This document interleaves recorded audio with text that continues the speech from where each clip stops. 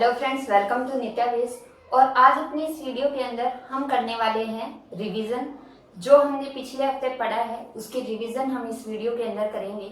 जब आप किसी एग्जाम की तैयारी करते हैं, जैसे कि आप यूजीसी नेट इंग्लिश के एग्जाम की आप तैयारी कर रहे हैं, तो आपके लिए रिवीजन बेहद जरूरी है। कोई भी एग्जाम अगर आप क्लियर करना चाहते हैं तो आपके लिए सिर्फ पढ़ना जरूरी नहीं है, उसे बार बार रिवाइज करना भी उतना ही ज्यादा जरूरी है। तो इसलिए हम यहाँ पर इस प्लेटफॉर्म पर एक ऐसे सेशन लेके आए हैं जिसमें आपको पूरे वीक में जो यहाँ पढ़ाया जाता है वो आपको रिवाइज करवाया जाएगा। आपको 15 दिन में रिवाइज करवाया जाएगा और हर वीकली रिवीजन भी आपकी होगी। तो इससे आपको रिमाइंड होते रहेंगे सारे मैटर्स और नए मैटर्स भी आपको सीखने को मिलेंगे। इसके साथ ही हर संडे को आपका एक टेस्ट कंडक्ट किया जाएगा जिसमें आपको एमसीक्यूज दिए जाएंगे और वो एमसीक्यूज आप डिस्क्रिप्शन बॉक्स में जाकर टेलीग्राम का लिंक है, वहां से आप उस एमसीक्यूज का पीडीएफ ले सकते हैं और पेपर लगा करके देख सकते हैं कि एक हफ्ते में जो भी हमने पढ़ा होगा उसके अंदर से एमसीक्यूज बने होंगे और उन एमसीक्यूज के आप आंसर दे सकते हैं या नहीं दे सकते। तो इस तरह से आप अपनी तैयारी को जज कर सकते हैं समय के साथ। और इसीलिए हम यहाँ पर ये वीकली रिवीजन सेशन लेके आए हैं जिसमें आपको पूरे वीक का पढ़ा हुआ हम रिवाइज करवाएंगे। तो चलिए, आज ये हमारा फर्स्ट सेशन है और इसे शुरू करते हैं। तो जो पिछले हफ्ते जो हमने पिछले 7-8 दिनों में पढ़ा है उसके अंदर हमने पढ़ा था एंग्लो सैक्सन पीरियड को, एंग्लो नॉर्मन पीरियड को, और इसके बाद में अब हम चौसर एज ऑफ चौसर को पढ़ चुके हैं, चौसर के बारे में पढ़ चुके हैं और चौसर के प्रोलॉग पर आ चुके हैं। तो इतना सब कुछ हमने पढ़ लिया है, लेकिन इसको अगर हम रिवाइज नहीं करेंगे तो इसकी कोई इम्पोर्टेंस रह ही नहीं जाएगी। आप 10 किताबें एक बार पढ़े, इससे अच्छा है कि किसी एक मैटर को, किसी एक नोट्स को, एक चीज को आप 10 बार पढ़े। उससे आपको एग्जाम क्लियर करने में आसानी होगी। क्योंकि अगर आपको कुछ याद ही नहीं रहेगा तो फिर आप चाहे 10 किताबें पढ़ लो, उसका फायदा क्या है? ये सिर्फ आपका टाइम ही खराब होगा।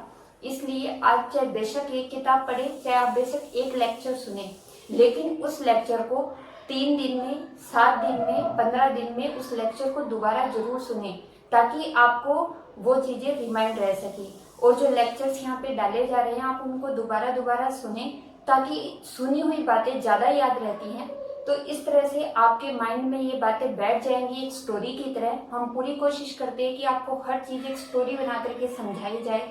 इंग्लिश लिटरेचर आपको खाने की तरह छप जाए आपके दिमाग में, और जब भी कोई इसका एग्जाम के अंदर कोई भी क्वेश्चन आपके सामने हो तो आप उसका आसानी से आंसर दे सकें। तो चलिए, आज से हम हमारा वीकली रिवीजन सेशन शुरू कर रहे हैं। तो सबसे पहले हम रिवाइज करते हैं एंग्लो सैक्सन पीरियड को। हमने जो फर्स्ट लेक्चर था उसके अंदर जो हमने पढ़ा था एंग्लो सैक्सन जो पीरियड है, उससे पहले हम ब्रिटेन के बारे में जानते हैं। Britain before 55 BC।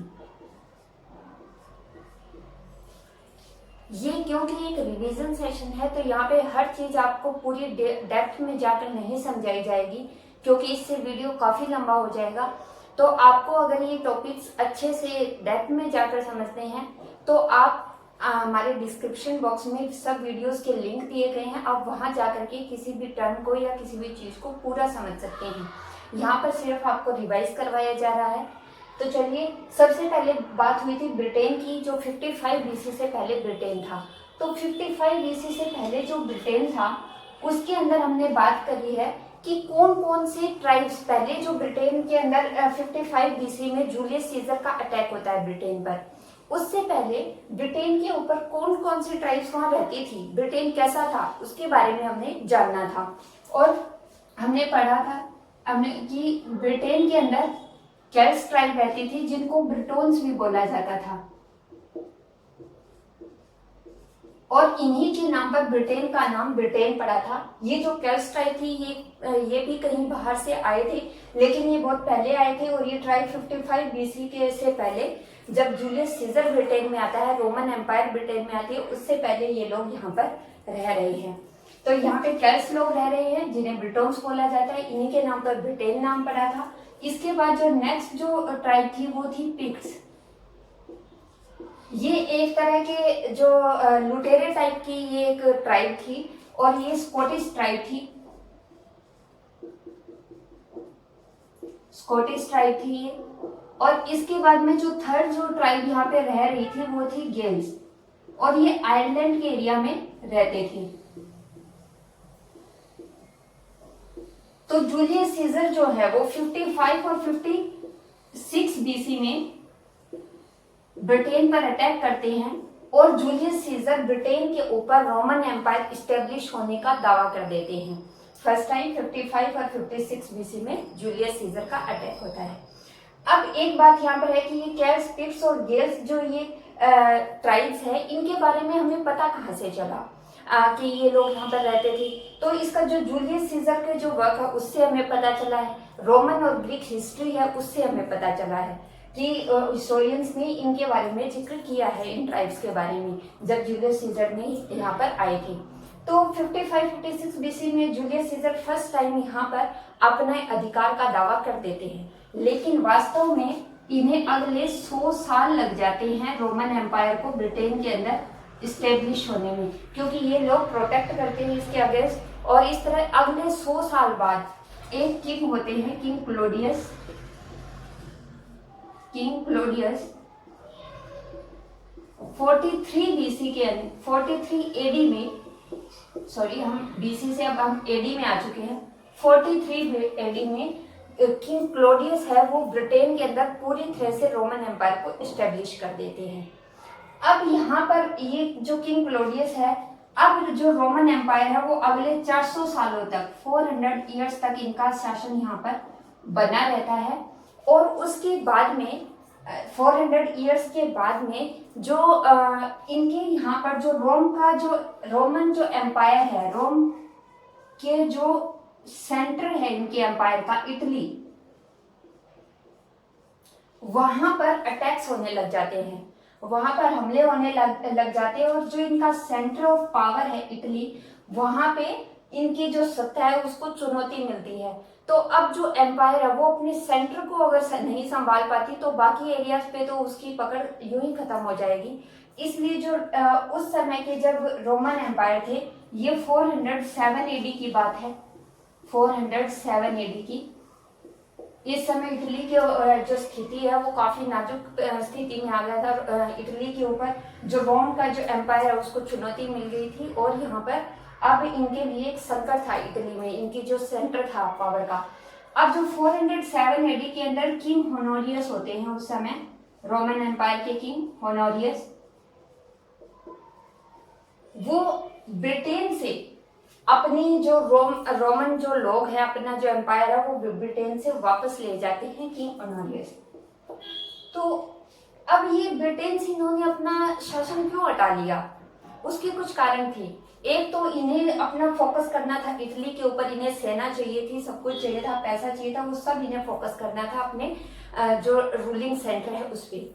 सेकंड जो इसका रीजन था वो था कि जो ब्रिटेन है वो रोम से काफी दूर था, मतलब कि ये ब्रिटेन था एक वो फार फ्लंग एरिया था रोमन एम्पायर से, इटली के सेंटर से। तो इसलिए इनके लिए ये ज्यादा इकोनॉमिकली इतना बेनिफिशियल नहीं था। तो इस कारण इन्होंने सोचा कि ये ज्यादा इम्पोर्टेंट पॉइंट हमारे लिए नहीं है एम्पायर का, तो हम यहाँ से अपनी सेना हटाते हैं और इटली के अंदर इन्होंने अपना पूरा फोकस कर लिया अपनी एम्पायर को बनाए रखने के लिए।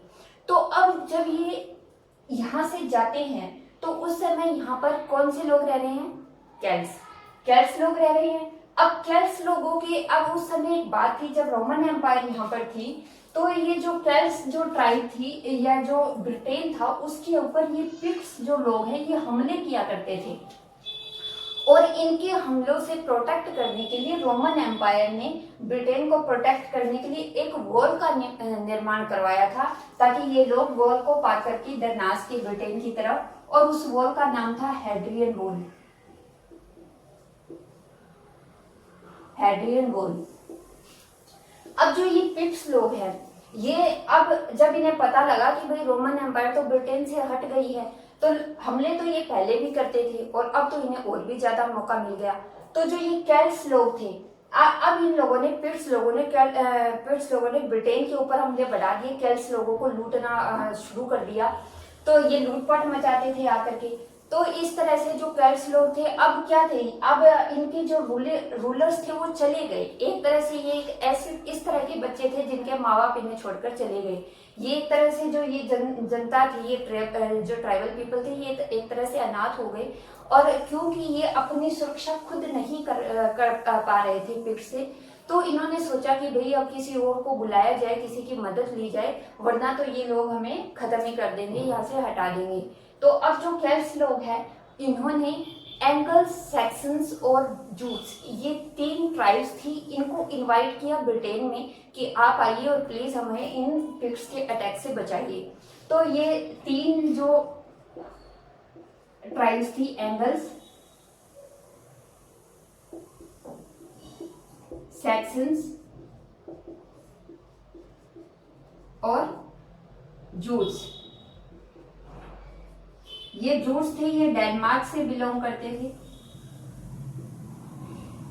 और एंगल्स और सैक्सन्स, अब ये जो तीनों थे, ये भी वेरियर कल्चर को फॉलो करने वाले पीपल थे। मतलब ये भी लड़ाकू जनजातियां थी, या ये भी अटैक करने वाले लोग थे, एक दूसरे लुटेरे टाइप के लोग थे। अब जब इन्होंने बुलाया तो अब क्या होगा कि अब एक लड़ाकू ही दूसरे लड़ाकू से टकरा सकता है। और ये पिग्स और ये एंगल्स और सेक्शंस और ये जूट्स यहाँ पर आए, और इन लोगों ने यहाँ पर आकर के अपना जो मतलब ये लोग यहीं पे ब्रिटेन के अंदर स्टैब्लिश हो गए और यहीं पर रहने लगे। और इन्होंने पिग्स के जो हमले थे उनको भी सफाया कर दिया, इन लोगों को हटा दिया। लेकिन जो एंगल्स और सेक्शंस थे, अब ये जो ट्राइब्स थी, ये पावरफुल थी, और कोई भी जो किंगडम होती है या कोई भी जो रूलर होता है, जो स्ट्रॉन्ग रूलर होगा, वो कमजोर को क्यों रहने देगा। यही हुआ। और जो एंगल्स और सेक्शंस थे, ये काफी स्ट्रॉन्ग थे। एंगल्स और सेक्शन, इन्होंने क्या किया, जूट्स जो थे उनको भी ब्रिटेन में नहीं टिकने दिया, और साथ में इन्होंने केल्ट्स लोगों को भी यहाँ से हटा दिया। तो अब यहाँ पर आ गए एंगल्स और सेक्शंस, और इन लोगों ने अपना एम्पायर यहाँ पर एक तरह से अपना रूल यहाँ पर इस्टेब्लिश करना शुरू कर दिया। अब जो टाइम पीरियड शुरू होता है वो होता है एंगल्स और सेक्शंस का। तो अब हम इनके बारे में पढ़ेंगे, एंगल्स और सेक्शंस के बारे में, क्योंकि यही वो समय है जब यहाँ पर ब्रिटेन के अंदर इंग्लिश लैंग्वेज आएगी।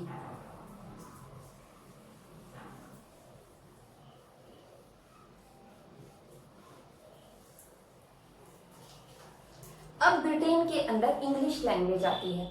जो एंगल्स और सेक्शंस लोग थे, ये आए तो 410 एडी के करीब थे, लेकिन वास्तव में ये 410 एडी से ज्यादा समय पर अब ये यहाँ रहते हैं। और धीरे धीरे इन लोगों को, केल्ट्स को, जूट्स को, और जो भी कमजोर जो ट्राइब्स थी उन सबको यहाँ से हटा देते हैं। और एंगल्स और सेक्शंस जो लोग हैं उनकी यहाँ पर एक तरह से मतलब ये लोग यहाँ पर ज्यादा अपना रूल बनाने लग जाते हैं।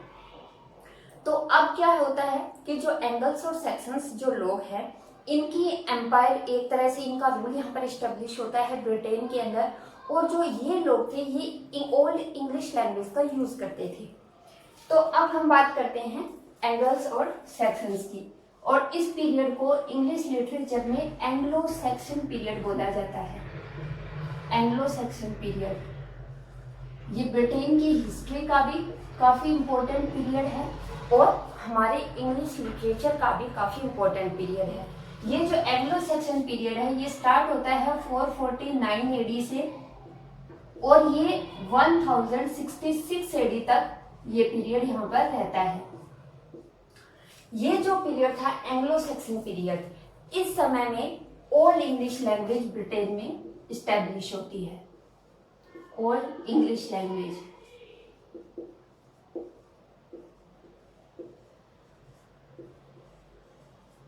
अब इससे पहले जो रोमन जो एम्पायर यहाँ पर थी, जो ये जूलियस सीजर ने जिस एम्पायर को इस्टेब्लिश किया था, ये लोग लैटिन का यूज करते थे, लैटिन लैंग्वेज का। लेकिन इन लोगों की जो लैंग्वेज थी वो ओल्ड इंग्लिश लैंग्वेज थी। और क्योंकि अब इनका रूल यहाँ पर इस्टेब्लिश हो गया है, तो ये जो पिछला जो रूलर था उसकी लैंग्वेज को प्रमोट नहीं करेंगे, ऑब्वियस सी बात है, कोई भी नहीं करेगा। और इन लोगों ने अपना कल्चर, अपनी लैंग्वेज इस लैंड के ऊपर, ब्रिटेन के ऊपर चलानी शुरू कर दी। अब हम एक बात और करते हैं कि जो ब्रिटेन था उसका नाम इंग्लैंड कैसे पड़ा। जो ब्रिटेन था उसके अंदर जब ये एंगल्स लोग आए, ये लोग जिस एरिया में रहते थे उसे एंगल्स लैंड बोला जाता था, एंगल्स लैंड। और इसी एंगल्स लैंड को बोलते बोलते ये नाम इंग्लैंड नाम इस जगह का पड़ गया और इस तरह से ब्रिटेन का नाम इंग्लैंड पड़ा था। और जो सैक्सन्स लोग थे वो सैक्सोनी एरिया के थे। तो इस तरह से ये एंगल्स लोग के कारण इंग्लैंड नाम पड़ा। और अब जब ये लोग आए हैं तो इन्होंने ओल्ड इंग्लिश लैंग्वेज को बढ़ावा देना शुरू किया और जो लैटिन लैंग्वेज थी वो एक तरह से दब गई इनकी लैंग्वेज के नीचे। अब इन्होंने उस समय अपना कल्चर इस्टेब्लिश किया, अपना आर्किटेक्चर यहाँ पर इस्टेब्लिश किया।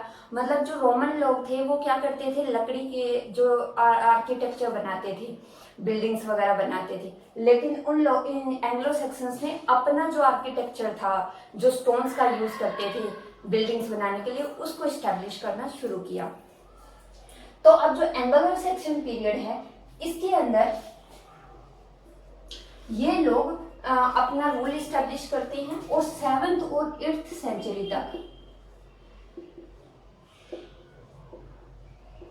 यहाँ पे ये लोग मतलब इतने यहाँ पर फैल जाते हैं कि पहले क्या थी, पहले ट्राइब्स होती थी, ये कैल्स थी, गेल्स थे, पिट्स थे, ये सब ट्राइब्स थी और ये एंग्लो सेक्शंस और ये लोग भी ट्राइब्स ही थे।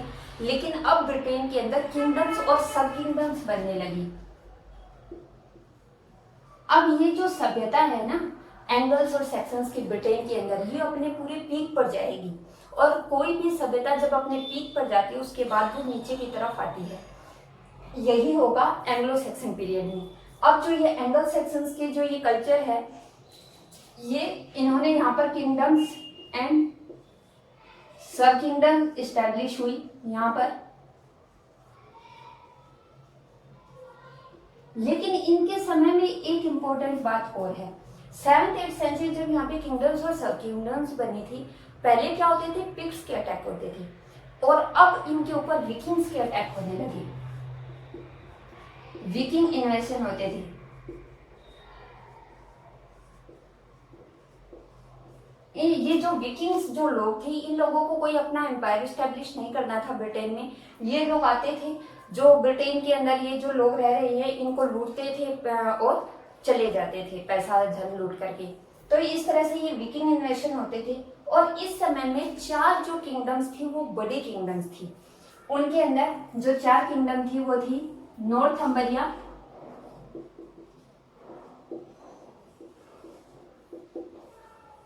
ईस्ट एंजेलिया,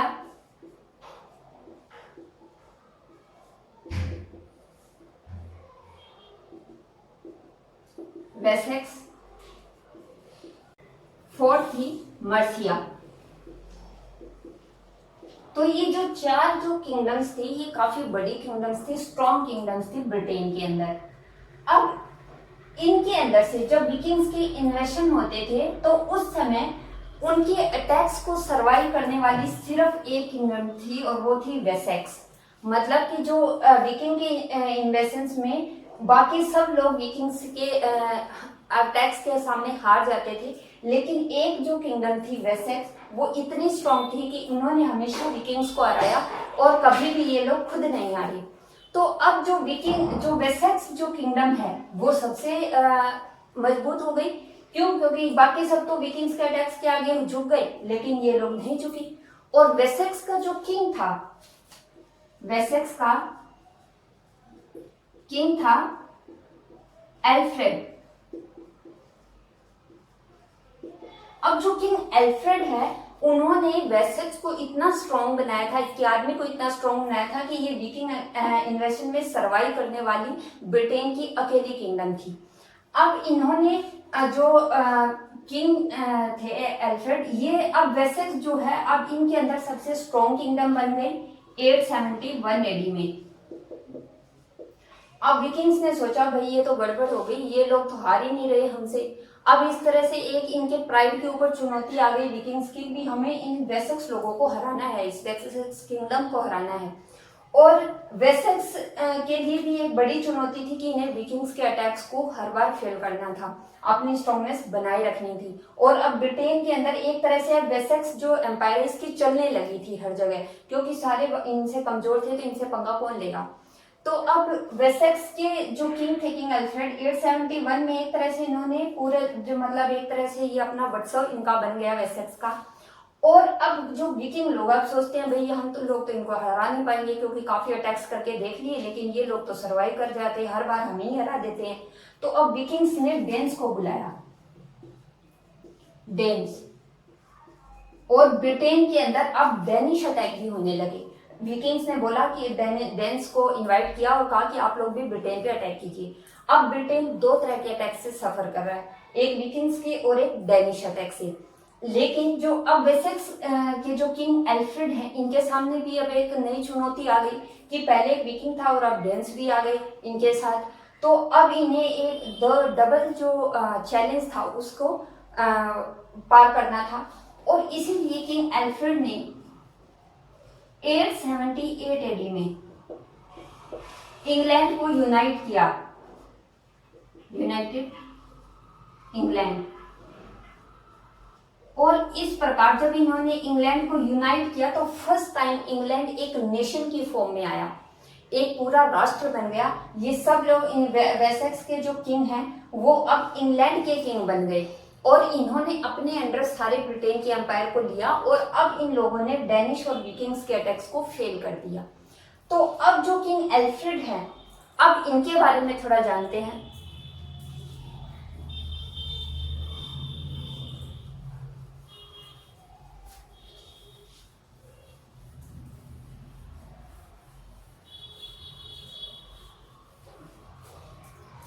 ये जो किंग एल्फ्रेड जो थे, इनका ब्रिटेन की हिस्ट्री में काफी इंपॉर्टेंट प्लेस है। क्यों? क्योंकि जो किंग एल्फ्रेड है वो इतने इनको आगे जब ये इंग्लैंड के किंग बन गए तो इनको किंग एल्फ्रेड द ग्रेट बोला जाने लगा। और इनको किंग एल्फ्रेड द ग्रेट इसलिए बोला जाने लगा क्योंकि इन्होंने अपने टाइम में, अपने रूल में जो जो काम किए वो इनके लिए हिस्टोरिकल वर्क्स थे। इन्होंने जो किए, इन्होंने सारी जो आर्मी थी उसको स्ट्रॉन्ग किया, ब्रिटेन को एक नेशन बना दिया, इंग्लैंड को एक नेशन का रूप दे दिया। और इसके साथ ही इन्होंने जो यहाँ पे जो इनकी ओल्ड इंग्लिश लैंग्वेज है, लिटरेचर है, उसके लिए भी इन्होंने बहुत ज्यादा काम किए। तो जो किंग एल्फ्रेड थे वो अब किंग एल्फ्रेड द ग्रेट बन गए। और इनके समय में एक इम्पोर्टेंट वर्क हुआ था जिसे डिस्कस करना बेहद जरूरी है। तो हम बात कर रहे हैं किंग एल्फ्रेड द ग्रेट की।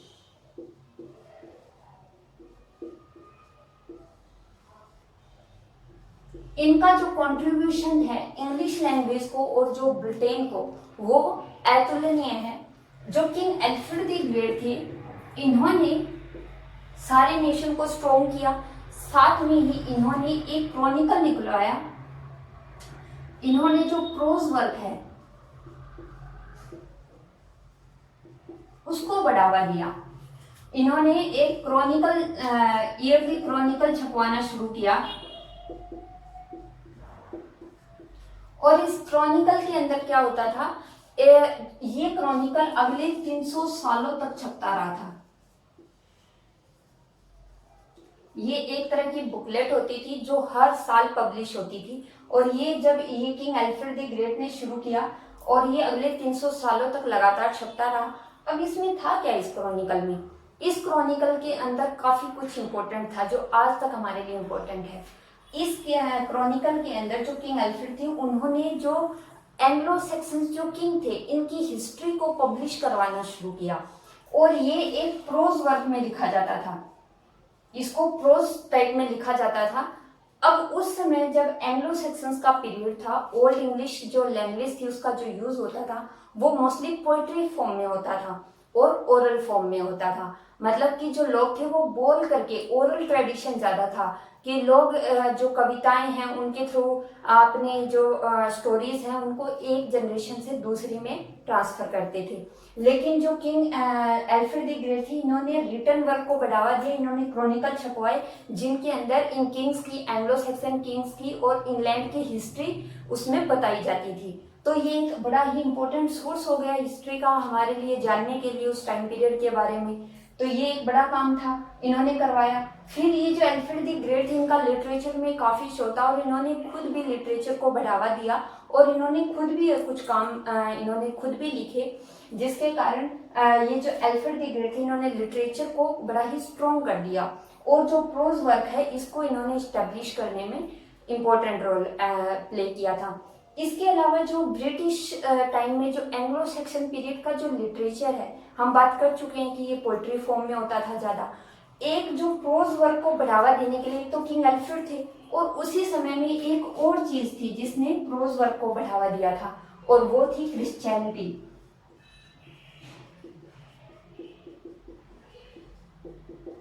तो हम पहले जानते हैं कि ये क्रिश्चियनिटी का क्या रोल है ब्रिटेन के अंदर, ये कैसे आई, इसका कैसे बीच में आना हुआ।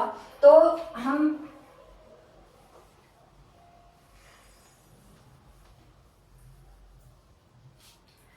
जो क्रिश्चियन जो रिलीजन है वो एक्चुअली यूरोप से आया था, और ब्रिटेन के अंदर जो इंग्लैंड ब्रिटेन है उसके अंदर 400 एडी के अंदर ये जो क्रिश्चियन रिलीजन है, ये जो क्रिश्चियन मॉन्क्स है 400 एडी में फर्स्ट टाइम ब्रिटेन की लैंड पे आते हैं, और उस समय वहां पर रोमन एम्पायर थी। तो इस तरह से जो ब्रिटेन के अंदर क्रिश्चियनिटी को लाने के लिए जो सबसे पहले जिस एम्पायर में आया था वो आया था रोमन एम्पायर में, क्योंकि 400 एडी में 400 एडी में क्रिश्चियन मॉन्क्स ब्रिटेन में आ गए थे। अब धीरे धीरे जब क्रिश्चियन मॉन्क्स, अब कोई भी रिलीजन एकदम से तो स्टैब्लिश होगा नहीं, धीरे धीरे वो लोग आएंगे, अपने विचारों का प्रचार करेंगे, लोग उन्हें सुनेंगे, तभी कोई रिलीजन वहां पे स्टैब्लिश होगा। यही हुआ क्रिश्चियनिटी के साथ भी। ब्रिटेन के अंदर क्रिश्चियन रिलीजन आया, 400 एडी में क्रिश्चियन मॉन्क्स यहाँ पे आए, और उसके बाद में ये लोग धीरे धीरे ये रिलीजन फ्लरिश हो रहा था। लेकिन 597 एडी में सेंट एगस्टीन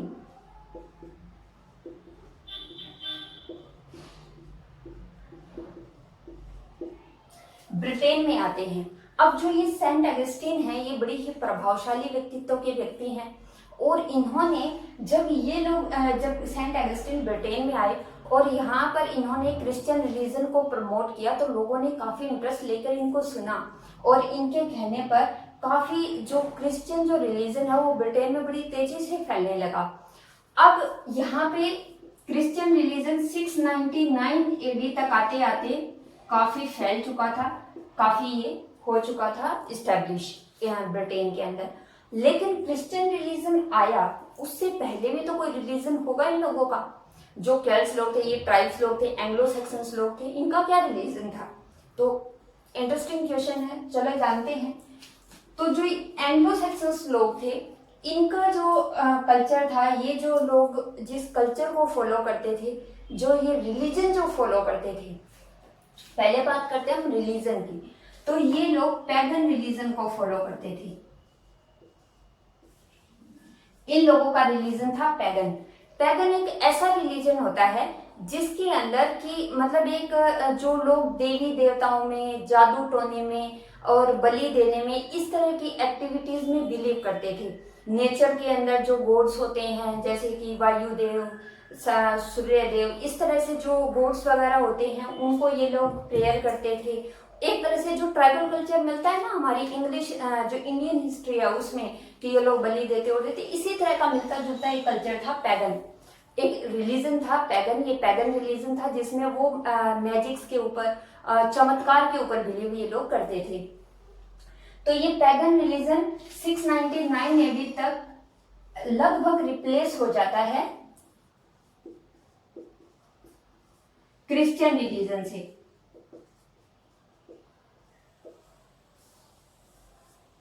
अब कोई भी जो रिलीजन रिप्लेस होता है, उसके अंदर कोई भी जो दूसरा रिलीजन उसकी जगह लेता है, तो वो पूरी तरह से शांतिपूर्वक भी नहीं होता। अब जो पैगन्स लोग थे, कुछ किंग्स ऐसे आए जो क्रिश्चियन रिलीजन को जिन्होंने फॉलो करना शुरू कर दिया, और इन लोगों ने पैगन्स जो रिलीजन फॉलो करते थे उन लोगों पे अत्याचार भी काफी होते थे पैगन्स के ऊपर। तो इस तरह से मतलब जो क्रिश्चियन रिलीजन था उसमें धीरे धीरे क्रिश्चियनिटी यहाँ पर ब्रिटेन के अंदर इस्टेब्लिश हो गई। अब हम बात करते हैं एंग्लो सेक्सन्स का कल्चर क्या था। एंग्लो सेक्सन जो लोग थे इन्होंने ब्रिटेन को क्या दिया कि आज तक जो ब्रिटेन है, जो आज तक का आधुनिक ब्रिटेन है, उस पर भी इन लोगों का जो पीरियड था, इन लोगों का जो कल्चर था, उसकी छाप आज भी नजर आती है ब्रिटेन के कल्चर पर। तो सबसे पहले हम जानते हैं कि इन लोगों का कल्चर क्या था।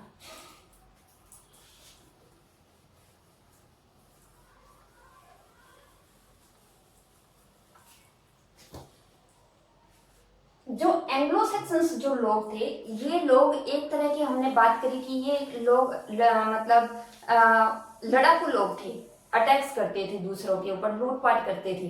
तो इस तरह का ये लोग थे। और ये जो लोग जिस कल्चर को फॉलो करते थे, इनका एक ही कल्चर था, वो था वॉरियर कल्चर।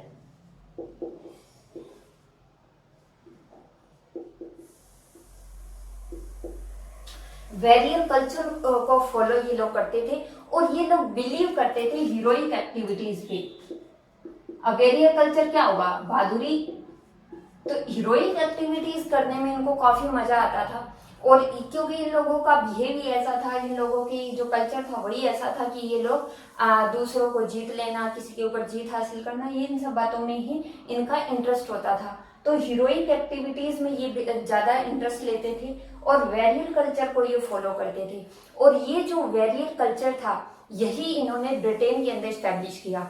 क्यों? क्योंकि ये लोग ही तो रह रहे थे, यही लोग फ्लरिश हो रहे थे, यही लोग जो यहाँ पे रहने वाले लोग थे उनसे शादियां करके रिलेशन बना रहे थे, अपने आप को यहाँ पर पूरी तरह से स्टैब्लिश कर रहे थे। तो इनका जो कल्चर है वो ऑटोमेटिक स्टैब्लिश होगा और ब्रिटेन के अंदर ये वॉरियर कल्चर इस समय से स्टैब्लिश हुआ। अब ये जो लोग हैं ये 600 ईयर्स तक यहाँ पर शासन करते हैं। तो 600 साल तक शासन करना काफी लंबा टाइम होता है किसी भी लैंड के ऊपर अपना इन्फ्लुएंस पैदा करने के लिए।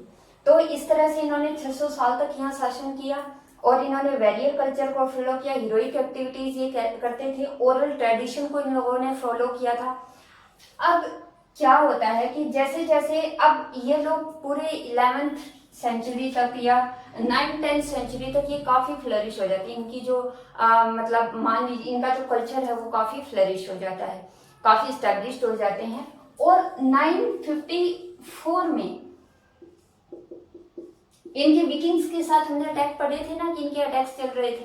तो 954 एडी में 878 में हमने पढ़ा था कि जो एल्फ्रेड द ग्रेट है वो इनको जो एल्फ्रेड द ग्रेट है वो सारे इंग्लैंड को यूनाइटेड कर लेते हैं। और 954 एडी के अंदर जो विकिंग्स का जो किंग होता है उसका नाम होता है इरिक ब्लूडेक्स। उसको वेसेक्स की आर्मी मार देती है। तो इस तरह से जब इनका किंग मर गया तो एक तरह से विकिंग्स तो पूरी तरह हार गए और वो चले गए।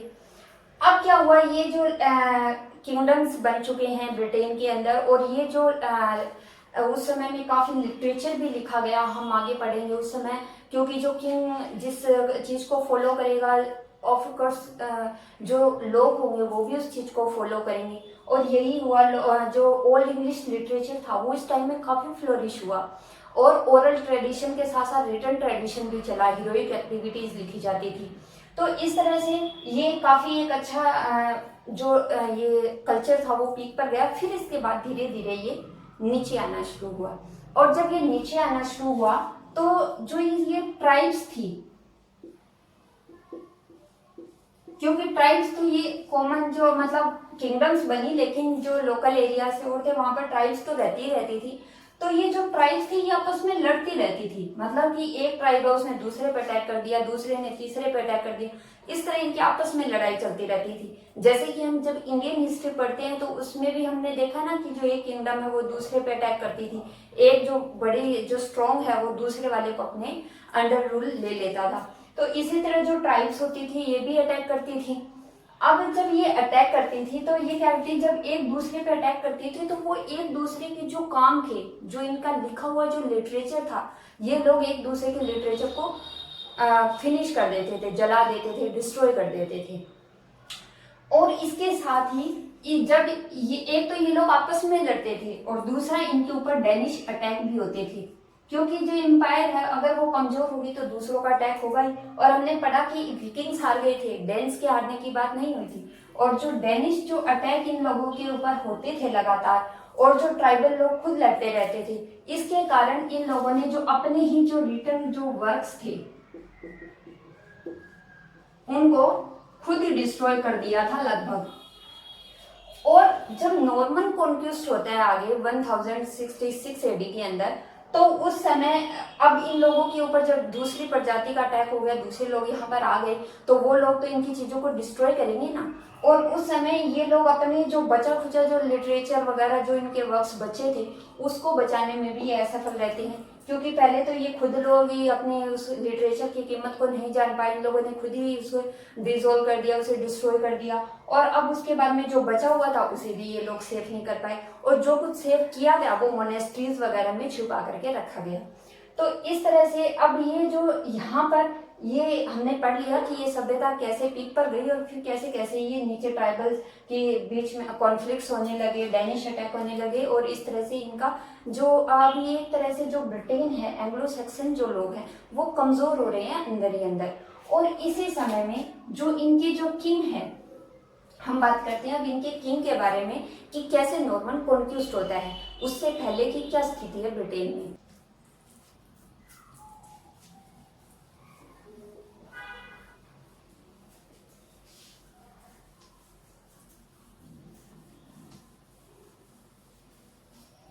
अब ब्रिटेन के अंदर उस समय जो किंग एडवर्ड थे वो उस समय किंग थे जब नॉर्मन कॉन्क्विस्ट होता है उससे पहले। तो ये जो नॉर्मन कॉन्क्विस्ट की स्टोरी है ये जुड़ी हुई है किंग एडवर्ड से। तो जो किंग एडवर्ड थे उनकी हम बात करते हैं।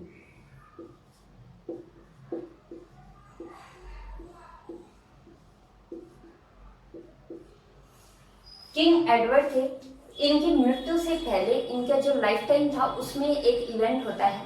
किंग एडवर्ड को कुछ पॉलिटिकल रीजन के कारण ये नॉर्मेंडी,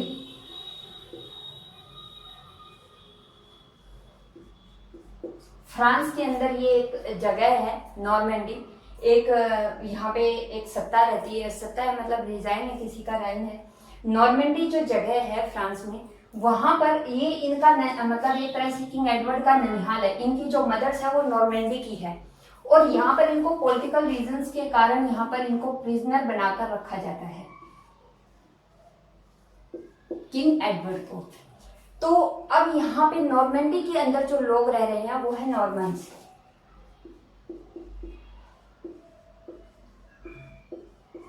अब कुछ टाइम ये प्रिजन में वहां पे रहते हैं प्रिजनर बन करके, और जब ये यहाँ पे प्रिजनर बन के रह रहे हैं तो नॉर्मन्स में मतलब जो लोग जिनमें नॉर्मन्स में ये लोग रह रहे हैं वहाँ के कुछ लोगों के साथ इनकी यहाँ पर दोस्ती हो जाती है, अच्छी जान पहचान हो जाती है। और जब किंग एडवर्ड को जब रिलीज किया जाता है, जब उनको कैद से मुक्त किया जाता है, तो ये वापस इंग्लैंड आ जाते हैं। ये यहाँ से वापस किंग एडवर्ड वापस इंग्लैंड आते हैं प्रिजन से। और जब ये इंग्लैंड आते हैं तो ये अकेले नहीं आते, इन्होंने जिन नॉर्मन्स लोगों के साथ इनकी जान पहचान हो गई थी वो लोग भी इनके साथ आते हैं। तो एक तरह से जो नॉर्मन्स लोग हैं वो इंग्लैंड में नॉर्मन कॉन्क्विस्ट से पहले ही आ चुके थे, ये लोग पहले से ही इंग्लैंड में रहने लगे थे कुछ लोग। अब क्या होता है, किंग एडवर्ड जो है, अब जो नॉर्मेंडी का जो राजा है जो, वो एक तरह किंग एडवर्ड का मतलब कजन हुआ, ब्रदर हुआ ना वो, क्योंकि इनकी माता बिलोंग करती थी यहाँ से, इनकी माँ थी वो नॉर्मेंडी की थी, तो एक तरह से इनका ननिहाल था। और यहाँ पे जो वहाँ का जो राजा था वो था वो इनका ब्रदर था, कजन था। तो इस तरह से अब जो किंग एडवर्ड जब यहाँ पर आके रूल करने लगते हैं, शादी करते हैं, रूल करते हैं, तो जब इन समय बीतता जाता है और इसके साथ ही जब इनकी 1066 एडी में किंग एडवर्ड की मृत्यु हो जाती है, और जब इनकी मृत्यु होती है तो इनके कोई भी औलाद नहीं होती, मतलब इनका कोई वंशज नहीं है। कोई भी मेल व्यक्ति नहीं है जो गद्दी संभाल सके। तो अब जो नॉर्मैंडी जो इनका कजन है वो ये सोचता है कि भाई अब किंग जो एडवर्ड है उसकी मृत्यु हो गई और अब ये जो शासन है इसकी मृत्यु के बाद मुझे मिलेगा, क्योंकि इसका तो कोई वंशज नहीं है। लेकिन किंग एडवर्ड जो है वो अपनी मृत्यु से पहले, क्योंकि उस समय क्या ये एक प्रॉब्लम हो गई ना राजघराने के लिए कि किसे अब आगे राजा बनाया जाएगा, किंग एडवर्ड तो बीमार चलने लगे, तो उस समय ये समस्या ज्यादा हो गई। तो जब ये तो उस समय में जब इनके ये अपने बीमार चल रहे थे, अपनी डेथ के पास थे, तो इन्होंने डिसीजन लिया कि इनका एक नोबेल था हैरोल्ड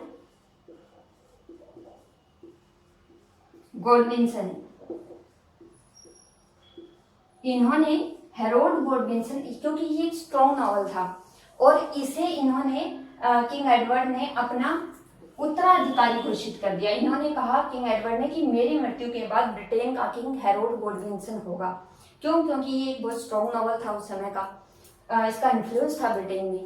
तो इन्होंने इसे हैरोल्ड गोडविंसन को कर दिया और जैसे ही 106 एडी में किंग एडवर्ड की मृत्यु होती है तभी इनकी बॉडी को क्रिमिनेट करने के जस्ट बाद तुरंत हैरोल्ड गोडविंसन को ब्रिटेन का किंग बना दिया जाता है। अब ये बात जब नॉर्मैंडी को जब ये पता लगेगी, जो विलियम ऑफ नॉर्मैंडी हैं, जो यहाँ इनके कजन थे विलियम ऑफ नॉर्मैंडी, तो भाई ये तो नाराज हो गए। इन्होंने सोचा कि भाई मेरे भाई की गद्दी थी, मुझे मिलनी चाहिए थी, ये इसे क्यों मिल गई किसी तीसरे व्यक्ति को, कि ये इनका नोबेल है इसलिए। तो अब इन जो विलियम ऑफ नॉर्मैंडी है ये क्या करते हैं, ये अटैक करते हैं, ये अटैक करते हैं इंग्लैंड के ऊपर। अब इंग्लैंड के ऊपर ये अटैक करते ही कहते कि भी सत्ता पे मेरा अधिकार है, इसलिए विलियम ऑफ नॉर्मैंडी हैरोल्ड गोडविंसन के जो किंगडम है ब्रिटेन के ऊपर अटैक कर देते हैं। अब हैरोल्ड गोडविंसन का एक ब्रदर है, जो इनका खुद का जो ब्रदर है टॉस्टिन, ये भी वफादार नहीं है अपने भाई के प्रति, ये भी जिले से ये सोचता है कि ये गद्दी तो मुझे मिलनी चाहिए थी। तो ये जो टॉस्टिन है, जब इसे पता चलता है कि विलियम ऑफ नॉर्मैंडी ब्रिटेन पे अटैक करने वाला है, तो ये इनके साथ जाके मिल जाता है। और जो विलियम ऑफ नॉर्मैंडी है वो भी समझदार है, वो अटैक करने से पहले जो नॉर्वे का जो किंग है, नॉर्वेयन जो किंग है,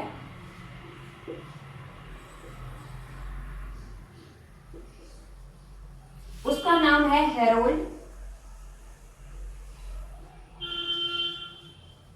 हर्डाडा। ये हैरोल्ड हर्डाडा से सहायता मांगते हैं और ये कहते हैं भाई आप भी मेरे साथ इस अटैक में शामिल हो जाइए। तो हैरोल्ड हर्डाडा वो सोचते हैं कि भाई चलो मुझे मिल जाएगी ब्रिटेन की किंगडम, तो मेरे लिए तो अच्छा ही है। तो अब ब्रिटेन के ऊपर अटैक होता है और वहां पर एक बैटल होती है जिसे कहा जाता है battle of Hasting, battle of Hasting. अब ब्रिटेन के ऊपर जब ये अटैक होता है, बैटल ऑफ हेस्टिंग होती है, अब ब्रिटेन के ऊपर दो तरफ से अटैक होता है। ये ब्रिटेन है, इसके एक तरफ से ये टोस्टिंग और जो हैरोल्ड हर्डाडा है ये दोनों अटैक करते हैं एक साइड से, और दूसरी साइड से ये जो नॉर्मैंडी है, विलियम ऑफ नॉर्मैंडी, जो विलियम है ये अटैक करता है। तो अब जो ये दोनों जो है टोस्टिंग और हैरोल्ड हर्डाडा, इनकी जो ब्रिटेन की जो आर्मी है जो वो इन दोनों को मार देती है। ये दोनों का इधर से तो ये युद्ध जीत गए, लेकिन अब इधर की तरफ से भी अटैक होता है। तो इधर अटैक में जो होता है उस युद्ध में इसे बैटल ऑफ हेस्टिंग बोला गया है। इधर जो नॉर्मैंडी के विलियम के साथ जो लड़ाई होती है और इसमें हैरोल्ड गोडविंसन पार्ट लेने जाते हैं। इधर राजा लड़ रहा है, इधर इनकी आर्मी लड़ रही है। तो जब ये राजा जो होता है ये लड़ता है तो ये जो विलियम ऑफ नॉर्मैंडी है वो इस युद्ध में जीत जाता है। जो हैरोल्ड गोडविंसन है उन्हें वो युद्ध में हार जाते हैं। और इसी के साथ जो ये बैटल होती है बड़ी निर्णायक टाइप की, डिसिसिव टाइप की बैटल होती है, साफ हार हो जाती है हैरोल्ड गोडविंसन की। और जो अब जो नॉर्मन्स लोग हैं उनका शासन ब्रिटेन पे इस्टेब्लिश हो जाता है। अब एक नए जो लोग हैं वो यहाँ पर ब्रिटेन के अंदर आ जाते हैं, धावा बोल देते हैं, अंदर आ जाते हैं। अब इनका रूल यहाँ पर इस्टेब्लिश हो गया है। अब जो ये विलियम है, अब पहले क्या बोला जाता था इनको, विलियम ऑफ नॉर्मेंडी बोला जाता था। लेकिन जब ये नॉर्मन कॉन्क्विस्ट हो जाता है 1066 एडी में और ये हेरोल्ड गॉडविन की हार हो जाती है, तो ब्रिटेन के ऊपर तो नॉर्मन्स का शासन आ गया। अब इनको विलियम द कॉन्क्यूरर बोलने लग जाते हैं। अब इनका नाम विलियम द कॉन्क्यूरर हो गया। और अब यहाँ पर शुरू होता है नॉर्मन पीरियड। तो अब हम पढ़ेंगे कि नॉर्मन पीरियड में क्या होता है।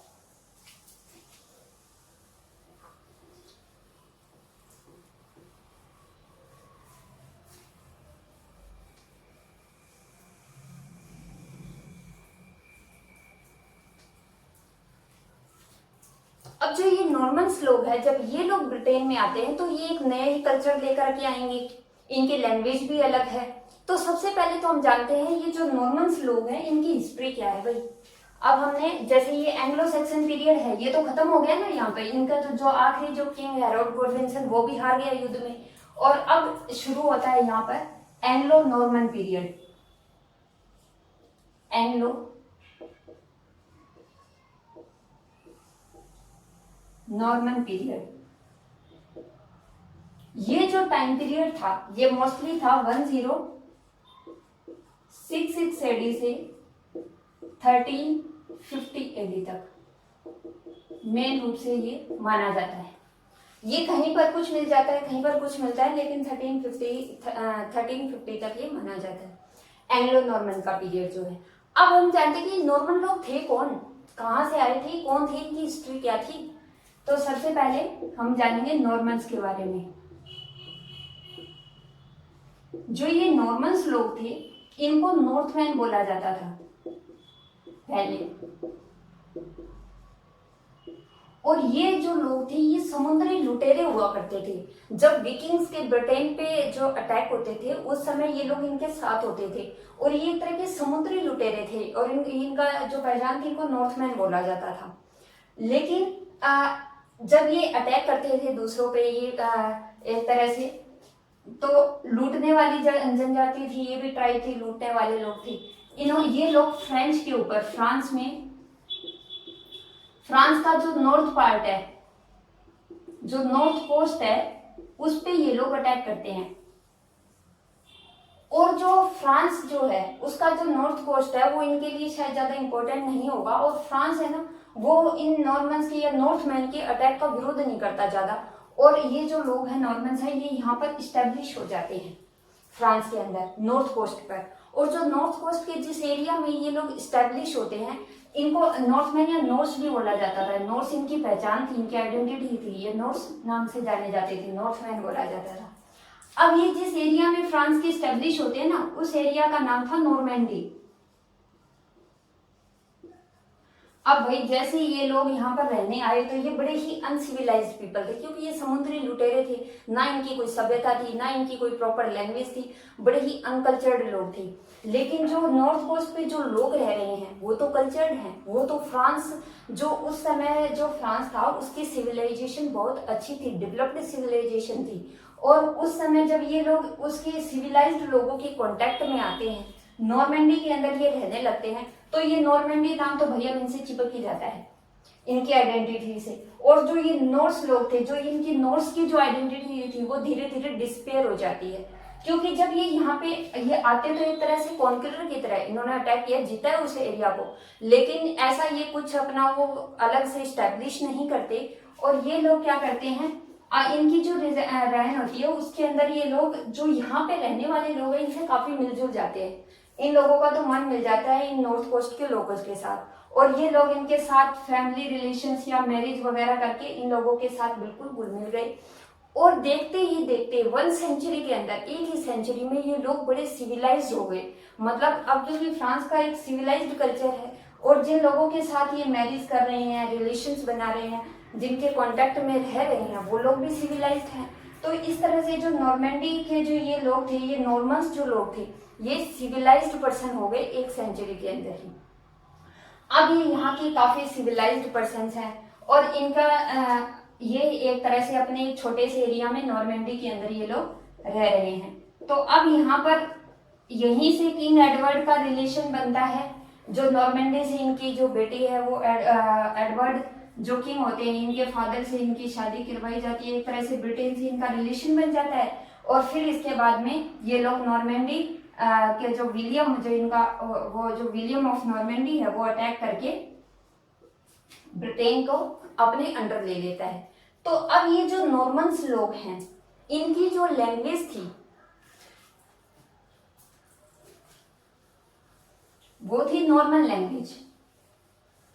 और जो ये नॉर्मन लैंग्वेज थी, ये जो फ्रेंच, क्योंकि ये फ्रांस के है ना, फ्रांस की ये कोस्ट पे रह रहे हैं, तो ये पार्ट तो हुए फ्रांस का, तो इसलिए जो इनकी लैंग्वेज थी, जो नॉर्मन लैंग्वेज थी, ये भी एक डायलेक्ट थी फ्रेंच लैंग्वेज का।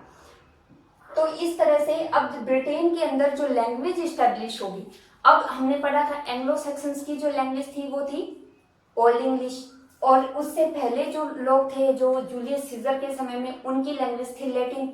और अब ये जो एंग्लो नॉर्मन जो लोग हैं, या एंग्लो फ्रेंच जो लोग यहाँ पर रहने लगे हैं, एक इरा स्टार्ट हुआ है, इनके अंदर इनकी लैंग्वेज है नॉर्मन, जिसको कि हम फ्रेंच लैंग्वेज भी बोल सकते हैं। तो अब इस समय में ये बड़ा ही इम्पोर्टेंट फैक्ट है कि इस समय में एंग्लो नॉर्मन पीरियड में ब्रिटेन में कौन कौन सी लैंग्वेज आ गई। फर्स्ट आ गई इंग्लिश। फर्स्ट तो इंग्लिश तो यहाँ पे पहले से ही है, और ये जो नॉर्मन्स लोग अपने साथ ये नॉर्मन लैंग्वेज लेके आए हैं, या जिसको हम फ्रेंच लैंग्वेज भी बोल सकते हैं, क्योंकि जो नॉर्मन है वो फ्रेंच का ही एक डायलेक्ट है, मतलब उपबोली है। और साथ में ही जो थर्ड जो है इंग्लिश, नॉर्मन और लेटिन। लेटिन क्योंकि उससे एंग्लो सेक्सन से पहले लैटिन लैंग्वेज थी, तो लैटिन लैंग्वेज कभी यहाँ से खत्म नहीं हुई थी। जो क्लर्की जो लोग थे वो इसका यूज करते थे लैटिन लैंग्वेज का। तो इस तरह से 3 लैंग्वेज यहाँ पर इस्टेब्लिश हुई। अब जो इन्होंने कॉन्कर किया उसके 3 रिजल्ट निकलते हैं। 3 रिजल्ट्स हुए ब्रिटेन के अंदर, 3 बड़े मेजर इम्पैक्ट हुए ब्रिटेन पे। जो ये जो नॉर्मन्स लोग, जो फ्रेंच का जो ये कॉन्क्विस्ट हो गया, नॉर्मन्स का कॉन्क्विस्ट हुआ, उसके कारण पहला तो यहाँ पर स्ट्रॉन्ग सेंट्रलाइज्ड गवर्नमेंट आ गई।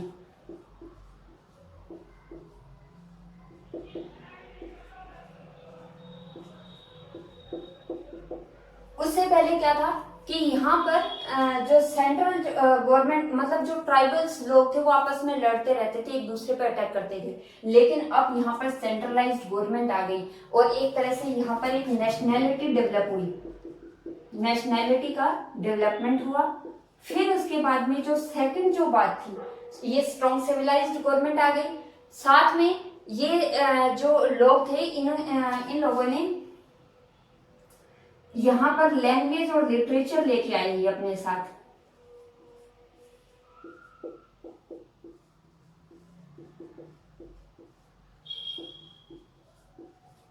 New language and literature, French language अब यहाँ पर आ गई थी। और क्योंकि उस समय जो फ्रांस था वो एक एजुकेशन का हब था, सिविलाइजेशन में टॉप सिविलाइजेशन थी फ्रेंच की, तो इस कारण से जब ये लोग यहाँ पर आए तो यहाँ के जो ट्राइबल पीपल्स थे या जो यूथ जो यहाँ का था, उसने बड़ी आसानी से यहाँ की लैंग्वेज को, लिटरेचर को एक्सेप्ट किया।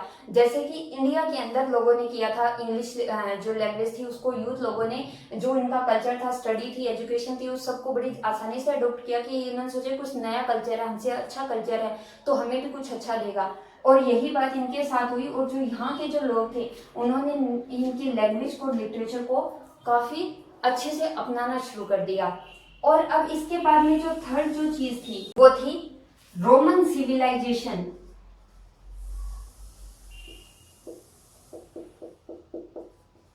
Roman civilisation first time Britain की लैंड पे रोमन सिविलाइजेशन आई, first time Roman civilisation establish हुई ब्रिटेन की लैंड के ऊपर।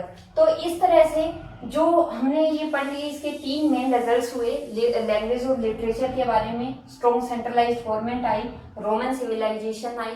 अब हम इसके लिटरेचर के बारे में पढ़ेंगे कि एंग्लो सेक्सन्स का लिटरेचर क्या था, एंग्लो नॉर्मन्स का लिटरेचर क्या था, उसमें कौन कौन से इंपॉर्टेंट वर्क्स हुए थे।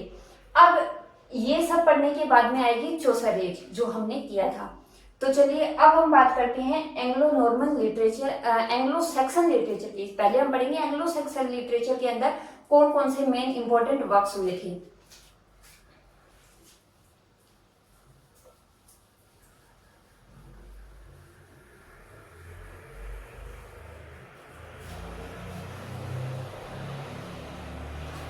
अब ये सब जो चीजें हैं ये हमें मैन्युस्क्रिप्ट से मिली हैं, मैन्युस्क्रिप्ट से ही हमें पता चला है। तो सबसे पहले हम बात करते हैं एंग्लो सैक्सन लिटरेचर के बारे में।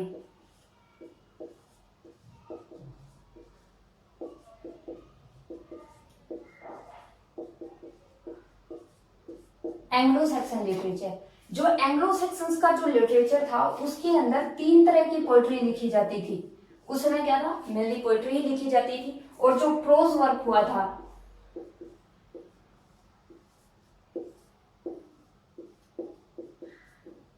वो किसके कारण हुआ था, एल्फ्रेड द ग्रेट।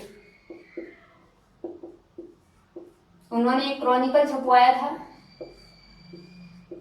और वो क्रॉनिकल 300 सालों तक छपता रहा था। तो यही एक लिटिल जो प्रोज वर्क था वो बहुत कम हुआ था, और जो हुआ था वो यही था, एल्फ्रेड द ग्रेट ने करवाया था। और इसीलिए जो एल्फ्रेड द ग्रेट है इनको फादर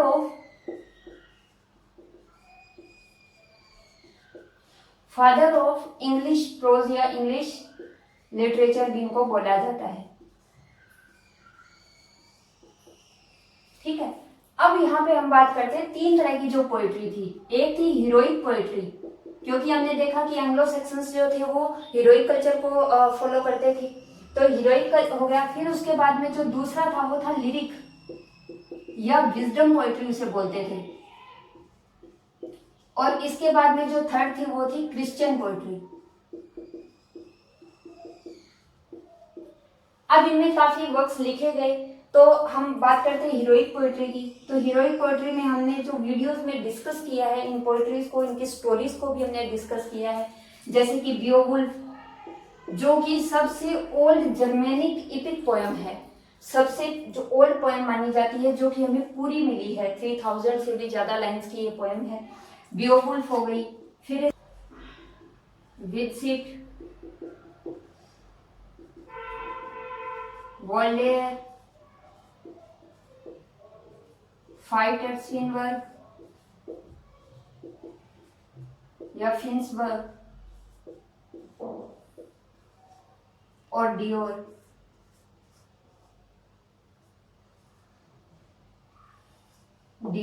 ये मेनली हीरोइक पोएट्री थी। लिरिक जो पोएट्री थी उनमें था the husband's message, the husband's message, the wife's lament, ये शॉर्ट पोएम्स हैं। फिर इसके बाद में जो आती है सी फेरर, वंडरर। और इसी तरह जो क्रिश्चियन पोएट्री है, क्रिश्चियन पोएट्री के अंदर जो मेन पोएम है Christ second, Elene, Juliana, fate of apostle, fates of the apostle और dream of the rood, dream of the rood. अब जो ये पोएम्स हैं इनके बारे में हमने जो अपनी वीडियोस हैं जिनमें हमने इनको थोरोली सारे को स्टडी किया है, उनमें बताया भी है कि किन किन के अंदर से क्या क्या क्वेश्चन पिछले ईयर्स में पूछे गए हैं, और लास्ट ईयर्स के जो क्वेश्चन उनके पीडीएफ भी हमने दिए हैं, तो आप वहां से देख सकते हैं। तो ये जो पॉइंट्स इनको हमने डिटेल में डिस्कस किया और कहाँ से क्या क्या क्वेश्चन यूजीसी नेट में पूछे गए हैं वो भी डिस्कस किया है। अब ये heroic poetry, lyric poetry, Christian poetry. Christian poetry में 2 और पोएट्रीज भी हैं।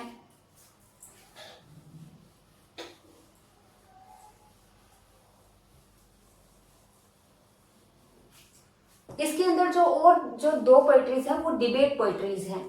जैसे जो नेक्स्ट जो पोएट्रीज है वो है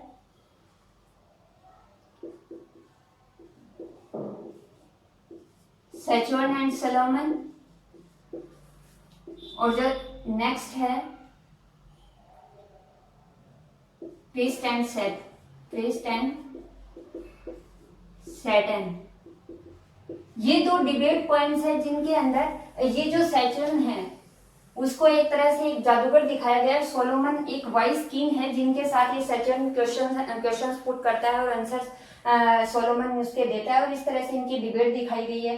क्रिस्ट एंड सैटर्न के अंदर डेजर्ट के अंदर 40 डेज की इनकी एक लड़ाई दिखाई गई है, एक डिबेट दिखाई गई है धर्म के ऊपर, क्या सही है क्या गलत, गुड और इविल्स के ऊपर, और आखिर में जो अच्छाई है, गुड है, जो गुडनेस जो है उसकी जीत को दिखाया गया है। तो इस तरह से ये दो डिबेट पोएट्री भी हमें मिली है इस समय में, ये एंग्लो सेक्शंस के लिटरेचर में। अब हम बात करते हैं कि जो ये पोएम्स वगैरह जो हमें मिली है वो कौन सी मैन्युस्क्रिप्ट से मिली है।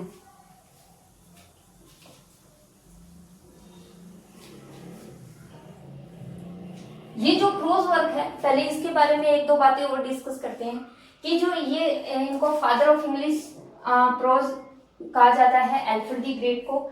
इन्होंने जो इंग्लिश, जो ओल्ड इंग्लिश है, इसको नेशनल लैंग्वेज बनाया था अपने टाइम पीरियड में, और ये एंग्लो सेक्शन पीरियड में जो नेशनल लैंग्वेज थी वो ओल्ड इंग्लिश बनी रही थी। और ये जो इन्होंने क्रॉनिकल छपवाया था, ये जो ब्रिटेन का जो ये हिस्टोरिकल क्रॉनिकल है, ये इनका काफी इंपॉर्टेंट प्रोज वर्क है। और इन्होंने जो लैटिन वर्क्स हैं उनको भी ट्रांसलेट करवाया था। लैटिन वर्क्स को इन्होंने ओल्ड इंग्लिश के अंदर ट्रांसलेट करवाया था। ये इनका काफी इंपॉर्टेंट काम है कि इन्होंने जो क्योंकि एंग्लो सेक्शन से पहले जो रोमन जो एम्पायर जो यहाँ पे थी, रोम की एम्पायर, उसके उनका जो लैंग्वेज थी वो लैटिन थी, जो वर्क्स थे वो लैटिन में लिखे गए थे, और जो किंग एल्फ्रेड थे उन्होंने लैटिन वर्क्स को ओल्ड इंग्लिश में ट्रांसलेट करवाया था। तो अब हम बात करते हैं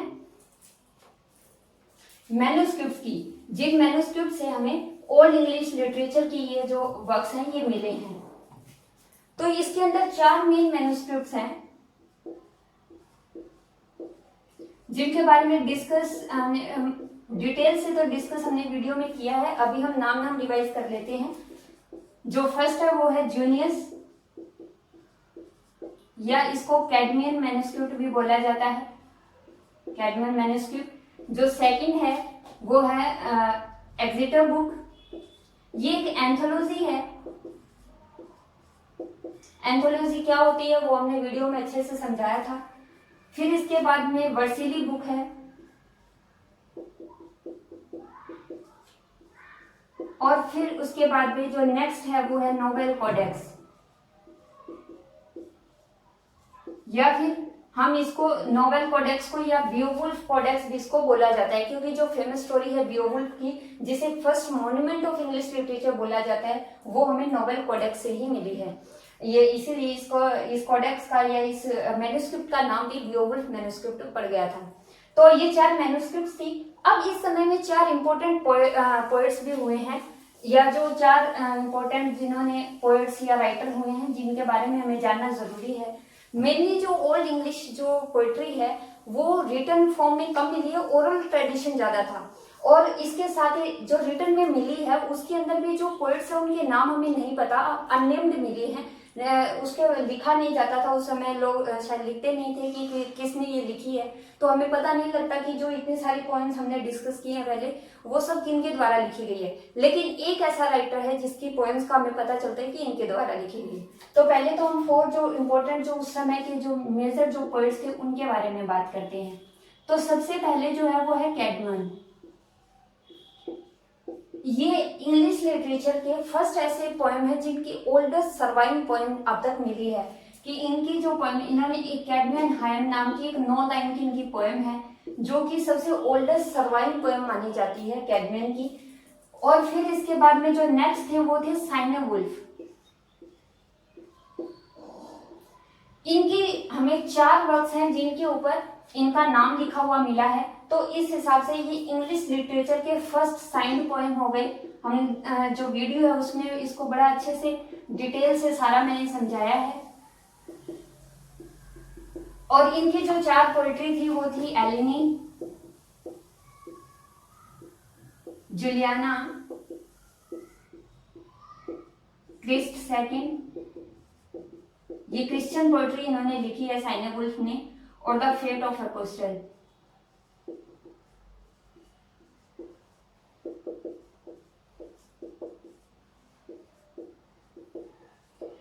इसके बाद जो थर्ड जो थे, ये फर्स्ट कैडमियन हो गए, सेकंड जो थे वो साइनोवुल्फ हो गए। अब जो थर्ड जो थे वो थे बेडे। बेडे का एक वर्क है the ecclesiastical history of English people. ये जो वर्क है उसमें हमें सबसे पहले ये पता चलता है कि जो एंग्लो सेक्सन्स जो लोग थे वो ब्रिटेन में आए थे। यही एक ऐसा वर्क है जिससे सबसे पहले हमें पता चला था कि एंग्लो सेक्सन्स पीपल ब्रिटेन में किसी टाइम आए थे या बुलाए गए थे। तो ये बेडे का वर्क था the ecclesiastical history of English people. अब इसके बाद में फोर्थ जो है वो थे एल्फ्रेड दी ग्रेट, जिनके बारे में हम पढ़ चुके हैं कि इन्होंने प्रोज वर्क को बढ़ावा दिया था, लैटिन के अंदर अपने वर्क्स को ट्रांसलेट कराया था और इन्हें फादर ऑफ इंग्लिश प्रोज भी बोला जाता है या फाउंडर ऑफ इंग्लिश प्रोज भी इनको कहा जाता है। तो ये सारा था एंग्लो सेक्सन लिटरेचर के बारे में जो मेन पॉइंट्स हमने सब डिस्कस किए हैं। अब हम बात करते हैं एंग्लो नॉर्मन लिटरेचर के बारे में। एंग्लो नॉर्मन पीरियड शुरू करने से पहले हम बात करते हैं ओल्ड इंग्लिश जो लिटरेचर था उसके कुछ पोएटिक फीचर्स के बारे में, जो हमारा अभी थोड़ा रह गया है।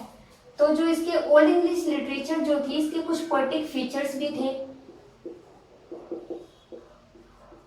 जो पोएटिक फीचर्स थे उसमें जो ओल्ड इंग्लिश लैंग्वेज के अंदर जो पोएटिक फीचर्स यूज होते थे उनमें यूज होता था एलिटरेटिव वर्ड्स का, एलिटरेटिव वर्ड्स, सिसोरा का यूज होता था इनकी पोएट्री में, और इसके साथ ही कैनिंग का यूज होता था और वेरिएशंस का यूज होता था, और इसके साथ ही मेटाफर्स का भी यूज किया जाता था।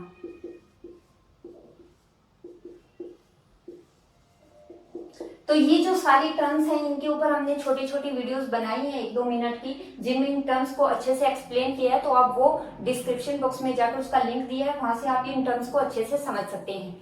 तो अब ये जो पोएटिक फीचर्स थे ओल्ड इंग्लिश पोएट्री के, अब हम बात करते हैं ओल्ड जो नॉर्मन पीरियड है, एंग्लो नॉर्मन जो लिटरेचर है उसकी बात करते हैं।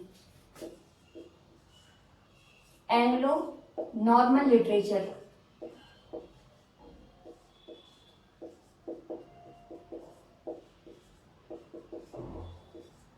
अब हमने वीडियोस में काफी एक्सप्लेन करके बताया था कि जो एंग्लो सेक्शन जो लिटरेचर था वो काफी बेटर था एंग्लो नॉर्मन लिटरेचर से, क्योंकि एंग्लो नॉर्मन के समय में जो लिटरेचर लिखा गया उसके अंदर एंग्लो सेक्शंस के समय में जो इतना अच्छा लिटरेचर लिखा गया था वैसा कुछ नहीं लिखा गया। और अब इस समय में एंग्लो नॉर्मन्स के लिटरेचर की बात करने से पहले हम इनकी जो लैंग्वेज है इस समय में जो हमने पहले भी डिस्कस की है उन लैंग्वेज के बारे में एक बार रिवाइज कर लेते हैं कि इस समय कौन सी लैंग्वेज थी ब्रिटेन के अंदर। अब कौन सी लैंग्वेज आ गई है, एक तो इंग्लिश जो कि यहाँ के कॉमन पीपल्स की लैंग्वेज है, क्योंकि अब रूलर्स बदल गए हैं। तो रूलर्स की जो लैंग्वेज है वो है फ्रेंच या नॉर्मन जो कि फ्रेंच का डायलेक्ट है, और साथ में लैटिन लैंग्वेज है। लैटिन लैंग्वेज यहाँ के जो क्लर्की पर्सन है वो पहले से ही यूज कर रहे थे, क्लरिक पर्सन। लेकिन अब लैटिन लैंग्वेज के आने का एक और भी इम्पोर्टेंट कारण था, जो इस समय में लैटिन लैंग्वेज ज्यादा जो फ्लरिश हुई पढ़ी गई लिटरेचर में, उसका कारण था कि इनके समय में एक द क्रूसेड्स करके एक इवेंट हुआ था जिसके बारे में डिटेल से मैंने बताया। उस क्रूसेड्स ये क्या था, ये सीरीज ऑफ रिलीजियस वॉर से जो कि अंग्रेजों के जो अंग्रेज जो लोग थे जो कि इनके जो पोप होते हैं, पोप ने धर्म युद्ध छेड़ा था जो इस्लाम धर्म जो ईस्ट में फैल रहा था उसके खिलाफ। और ये जो क्रूसेडर्स जो लोग इसमें पार्टिसिपेट करते थे वो क्रूसेडर्स कहलाते थे। और ये लोग युद्ध से जब जीत के आए थे तो अपने साथ लैटिन टेक्स्ट लेके आए थे, क्लासिकल टेक्स्ट जो लैटिन में लिखा हुआ था। और इस क्लासिकल जो ये टेक्स्ट था इसके अंदर फ्री थिंकिंग पर जोर दिया गया था, जिसके कारण ब्रिटेन में काफी चेंजेस आए थे, वो हमने सब वीडियोस में डिस्कस किए हैं। तो अब हम बात करते हैं एंग्लो नॉर्मन लिटरेचर के बारे में। जो एंग्लो नॉर्मन लिटरेचर था उसका हमने जो ये एंग्लो सेक्शंस का लिटरेचर काफी अच्छा था, उसके कुछ कारण भी थे और वो सब डिस्कस किए, आप देख सकते हैं। अब इसके बारे में हम पहले बात करते हैं कि इसके फीचर्स क्या थे। इसके जो फीचर्स हैं वो है कि इसमें एक जो अच्छा ये फीचर था उसमें ये था रोमांस। रोमांस ये लड़के लड़की वाला रोमांस नहीं, ये रोमांस होता था रोमांचकता, कि इसके अंदर जो स्टोरी जो पोएट्री होती थी उस पे कम ध्यान दिया जाता था और स्टोरी जो होती थी उस वर्क की उसको ज्यादा इंपॉर्टेंस दी जाती थी। तो ये जैसे कि जो चौसर का जो वर्क है कैंटरबरी टेल्स, जिसके अंदर स्टोरीज बताई गई है, ये एक रोमांस का अच्छा एग्जाम्पल है। फिर इसके बाद में जो इनका जो वर्क था उसके अंदर 3 तरह के मैटर यूज किए गए हैं। Matter of France, matter of France के अंदर जो वर्क्स शार्ले मैगने और उनके पीयर्स के ऊपर लिखे गए हैं वो मैटर ऑफ फ्रांस में आते हैं। फिर इसके बाद में matter of Britain, matter of Britain के अंदर जो किंग आर्थर और उनके जो नाइट्स थे और जो राउंड टेबल था उनके ऊपर, जो किंग आर्थर के ऊपर जो वर्क्स लिखे गए थे उनके ऊपर जो सेंटर थे वो मैटर ऑफ ब्रिटेन के पार्ट थे। और मैटर ऑफ ग्रीस या रोम, मैटर ऑफ ग्रीस या रोम, इसके अंदर जो अलेक्जेंडर थे, अलेक्जेंडर, ट्रोजन वॉर और फॉल ऑफ ट्रोय, ये सब जो स्टोरीज वगैरह इनके ऊपर जो सेंटर्ड वर्क थे वो मैटर ऑफ ग्रीस में आते थे। तो इन 3 मैटर्स के ऊपर मेनली एंग्लो नॉर्मन का जो लिटरेचर है वो है। और इसके अंदर जो अब हम बात करते हैं उस समय के जो फेमस पोएट्स हैं और वर्क्स हैं उनकी। जो एंग्लो नॉर्मन्स का जो लिटरेचर था उसको लिखने में जो पोएट्स थे, कुछ फेमस पोएट्स हैं जिनके अंदर जो फर्स्ट है वो है जियोफ्री ऑफ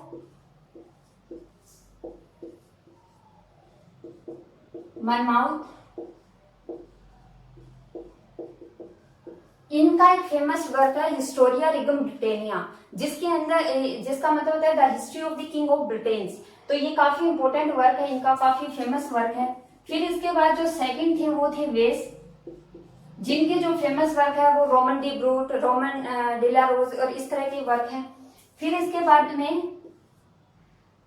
रोमन डी ब्रूट इनका सबसे फेमस वर्क है, जिनके अंदर इन्होंने सबसे पहले जो ब्रूटस ऑफ ट्रॉय, जो कि एक माइथोलॉजिकल किंग थे, उनके बारे में बात की है। फिर इसके बाद जो थर्ड थे लेमन, ये जो पोएट थे इनका भी फेमस वर्क है ब्रूट।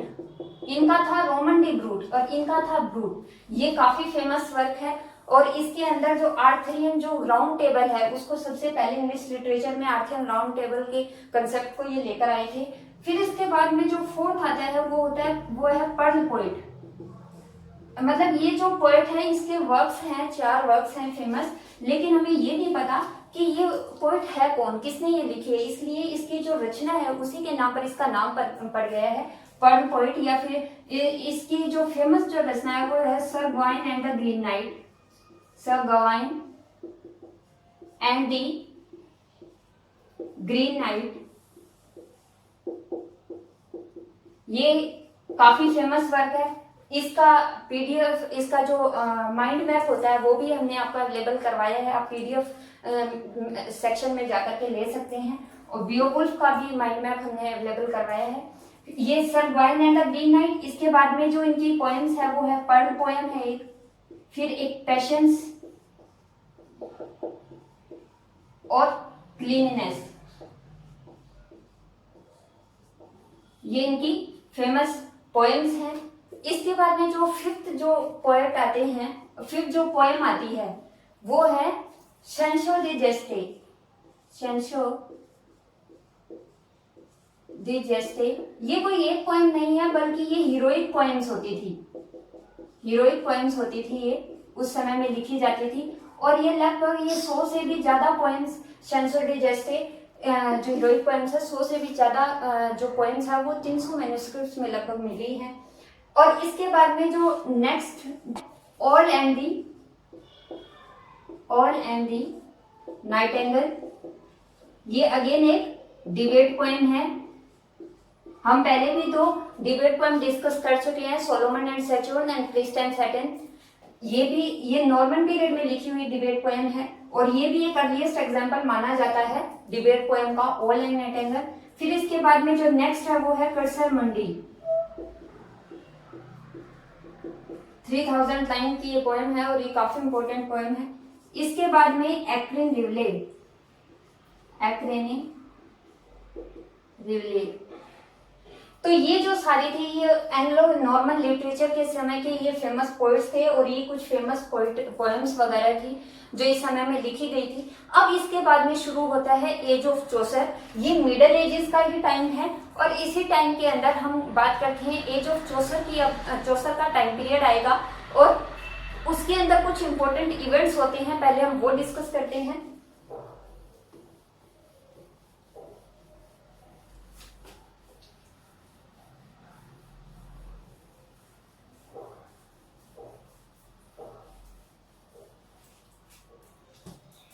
तो जो इस समय में एज ऑफ चौसर या इसको मिडल एजेस भी बोला जाता है। चौसर इस टाइम के बड़े ही फेमस पोएट रहे हैं। ये ज्यादा फेमस इसलिए हुए क्योंकि इस समय के जो बाकी जो पोएम्स थे जो इनके कॉन्टेम्परेरीज थे, जॉन गोवर या फिर जॉन रेकलिफ या इसी तरह और जो इनके टाइम के जो पोएट्स थे वो इतने फेमस नहीं हुए क्योंकि ये एक ब्यूरोक्रेट थे, एक सिविल सर्वेंट थे और ये रॉयल फैमिलीज के कनेक्शंस में थे। इस कारण से इनके सारे रिकॉर्ड्स हमें मिल जाते हैं, इसलिए हमें इनके वर्क्स का ज्यादा पता है और ये ज्यादा फेमस है इस समय की। तो ये जो एज ऑफ चौसर है इसके अंदर कुछ इवेंट्स हुए थे, उनको डिस्कस करते हैं। इस समय में एक हुआ था 100 ईयर वॉर, 100 इयर्स वॉर, जो कि चला था इंग्लैंड और फ्रांस के बीच में। इंग्लैंड का जो हाउस था वो था हाउस ऑफ प्लेटागनेट और जो फ्रांस का जो हाउस था हाउस ऑफ वेलोस। इन दोनों के बीच में एक वॉर चला था 100 इयर्स तक और ये फ्रांस की सत्ता को हड़पने के लिए या फ्रांस के ऊपर ये था, ये लैंड होल्डिंग्स के लिए एक युद्ध था जो 100 इयर्स तक चला था, इसलिए इसे 100 ईयर वॉर कहा गया। ये एक इम्पोर्टेंट इवेंट था चौसर के लाइफ टाइम का। और इसके बाद में जो नेक्स्ट जो था वो थी ब्लैक डेथ इवेंट। ये जो ब्लैक डेथ इवेंट था इस समय में एक प्लेग फैला था जो रेड्स के कारण, इसका जो वेक्टर था वो रेड्स थी, लेकिन ये फैलाया गया था फ्लाइज के द्वारा। ह्यूमन फ्लाइज जो इंसानों के आसपास जो मक्खियां होती है उनके द्वारा ये फैलाया गया था, ये प्लेग था और इसके कारण लगभग 33% पॉपुलेशन जो इंग्लैंड की थी वो वाइप आउट हो गई थी। तो ये ब्लैक डेथ का इवेंट था जो काफी इंपॉर्टेंट है इस समय में हिस्ट्री में, जो पूरे सोसाइटी को इम्पैक्ट करेगा। फिर उसके बाद में जो इसी समय में एक और इम्पोर्टेंट इवेंट हुआ था वो था पीजेंट्स रिवोल्ट।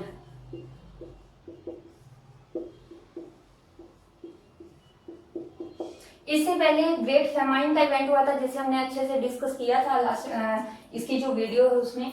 इसके बाद पीजेंट रिवोल्ट था। ये ब्लैक डेथ और 100 ईयर वॉर्स के कारण जो लोगों के ऊपर, कॉमन पीपल पे जो टैक्स बढ़ रहे थे और जो बुरी हालत लोगों की हो रही थी, ग्रेट फेमाइन के कारण भी काफी इम्पैक्ट पड़ा था। उन सब के कारण पीजेंट्स का रिवोल्ट हुआ था और उसके बाद में टैक्सेस वगैरह हटाए गए थे। तो ये पीजेंट रिवोल्ट था। ये 3 इंपॉर्टेंट इवेंट्स थे जिसने सोसाइटी को इम्पैक्ट किया था। और इसके साथ ही यहाँ पे एक और मूवमेंट हुआ था, लोलार्ड मूवमेंट, जो कि क्रिश्चियन रिलीजन के जो उसके अंदर जो करप्शन फैला था उसके खिलाफ ये फर्स्ट एक मूवमेंट हुआ था, लोलार्ड मूवमेंट, वो भी हमने डिस्कस किया था। तो ये 4 मेजर इवेंट्स थे एज ऑफ चौसर के। इसके बाद में चौसर आते हैं। ये जो टाइम पीरियड है ये है 1343 से 1400 तक का। और ये जो 1343 का जो ये पीरियड है ये एक्चुअली 1340 के करीब ऐसा माना जाता है कि चौसर का बर्थ हुआ था। और फिर इसके बाद में ये इनके जो फादर थे उन्होंने इनकी नौकरी लगवा दी थी। एडवर्ड बुर्ग जो कि आगे चलकर रॉयल फैमिली से इनकी शादी होती है, एडवर्ड बुर्ग की, एलिजाबेथ द बुर्ग की। फिर इसके बाद में इनके ये रॉयल फैमिली के कनेक्शन में आ जाते हैं और लाइफ टाइम उनकी सर्विस में रहते हैं। तो जो चौसर थे इन्होंने 3 जो किंग्स थे इनके शासन को देखा था, एडवर्ड III, रिचर्ड II और हेनरी IV। और इसके बाद में ये जो चौसर हैं ये एक अच्छी फैमिली से बिलोंग करते थे।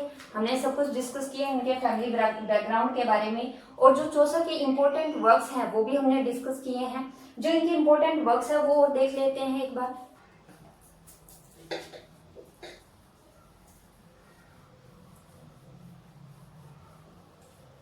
चौसर के जो फेमस वर्क्स हैं उनमें आते हैं एनिलिडा,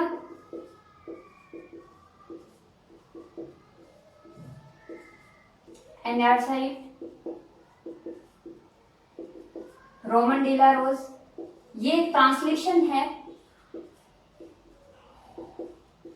ये माना जाता है कि जो इटालियन जो स्कॉलर है बोकाशियो, उनके द्वारा ये लिखा गया है और जो चौसर थे उन्होंने इसे ट्रांसलेट किया था।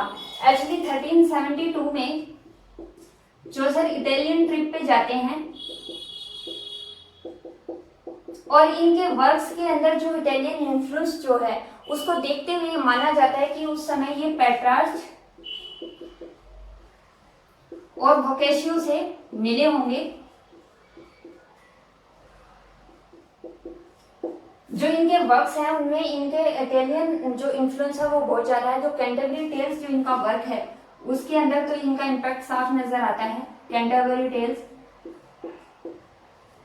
ये इनका एक कंप्लीट वर्क है। 1389 से ये इन्होंने लिखना शुरू किया था और 1400 में इनकी डेथ हो गई थी, तब तक ये लिख रहे थे इस वर्क को।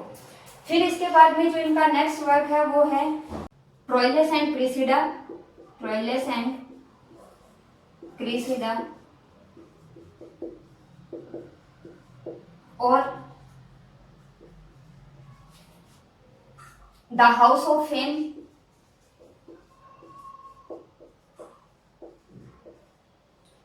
The legend of good women,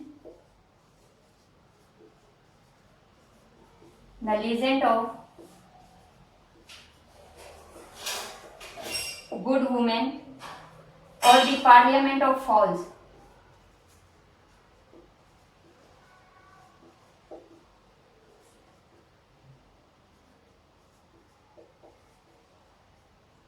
और इसके साथ ही इन्होंने एक साइंटिफिक वर्क भी लिखा था, या जिसको टेक्निकल वर्क भी बोलते हैं, a book on the astrolabe, a book on the astrolabe. Astrolabe एक इंस्ट्रूमेंट है और उसको कैसे यूज किया जाए इसके ऊपर इन्होंने एक प्रोज वर्क लिखा है। और ये इंग्लिश लिटरेचर का फर्स्ट टेक्निकल वर्क भी माना जाता है। और चौसर ने राइम रॉयल का भी इन्वेंशन किया है। अपने वर्क्स में इन्होंने राइम रॉयल का यूज किया है और इसका जो इन्वेंशन है वो राइम रॉयल का चौसर के द्वारा ही माना जाता है। तो ये जो कैंटरबरी टेल्स है ये इनका इनकम्प्लीट वर्क है। Troilus and Criseyde, the house of fame, legend of women, parliament of fowls, ये जो तीन जो है ये ड्रीम जेनरी मानी जाती है, ड्रीम विजन माने जाते हैं।